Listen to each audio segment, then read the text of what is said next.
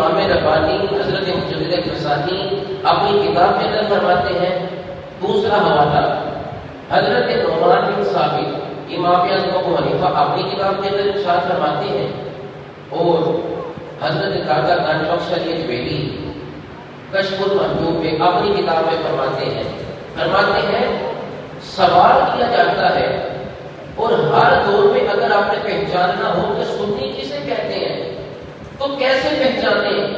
بزرگان دین اپنی تصنیفات کے اندر فرماتے ہیں، سنو، اگر سنی کی علامت اور پہچان اور ان کا زاویہ ہم سے پوچھتے ہو تو ہم تمہیں بتاتے ہیں سنی وہ ہوتا ہے جو محب اہل بیت ہو۔ کیا مطلب ہے؟